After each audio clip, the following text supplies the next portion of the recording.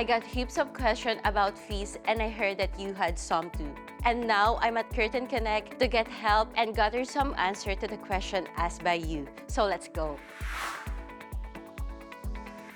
Hi, I'm Celena. Hi, I'm Aleisha. I'm also an international student and I'm also one of the co-hosts in Curtin Life's original series, and I have questions about fees. Well, I work here at Curtin Connect, but I'm also a past student at Curtin, so I totally understand your problem. So Aleisha, what's the first step we should do when checking our fees? So the first thing you want to do is check the amount you owe.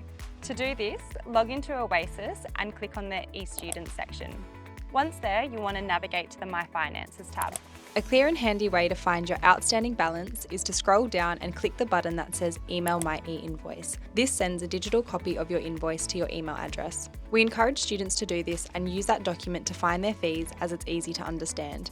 It'll also include payment methods on there as well.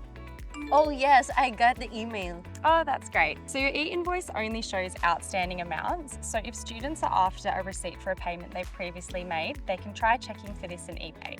If they do need further assistance, they should just reach out to Curtin Connect.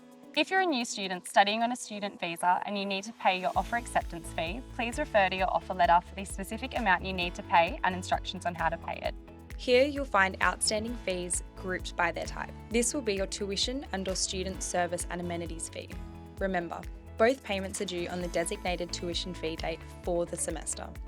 Some students studying through Open Universities Australia may not see their fees here. If that's the case and they're enrolled in units, those students will need to contact Open Universities directly. So what's the process for paying our fees? Well, now that we've checked the amount you owe, you need to pay your outstanding fees before the due date. Curtin ePay is the university's preferred payment method. It's quick, safe and reliable and provides an instant receipt. You'll want to make sure that your e-invoice reflects the units you're enrolled in before proceeding with any payments. Navigate to the Oasis platform. Once you're there, look for the ePay section. This is where you'll handle your payments. Click on ePay and you'll be directed to a new page to manage your financial transactions. Within the ePay section, find the Student tab. Click on it to access a menu of options related to student payments. Click on the menu option related to the payment you would like to make. This is where you'll find everything related to your student payments, including the details you need to settle your tuition fees. Enter your details on the page as specified. It's essential to enter the precise amount to avoid any discrepancies in your payment. Double check your enrolment status to avoid any hiccups in the payment process. With the accurate amount in mind and your enrolment confirmed, follow the on-screen instructions to complete the payment process securely. Remember, timely payments are crucial, so make sure to pay your fees before the designated tuition fee date. And you're done. Thank you, Aleisha, for the helpful explanation. No worries, Celena. If you do have any more questions, please don't hesitate to come ask. So Aleisha, I don't have any question right now, but I have some questions from several students from Curtin Life Australia on Instagram. First question, what happens if I pay the fees late? Good question. If you don't pay your fees by the tuition fee date, you do risk your enrolment in those units being cancelled. So it's your responsibility as a student to generate a new e-invoice at the beginning of each study period to stay on top of your fee payments.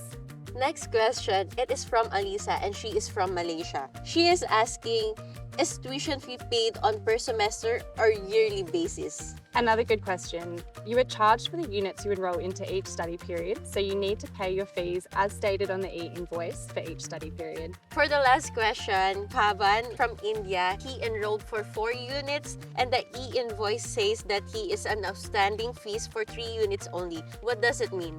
Great question, Pavan.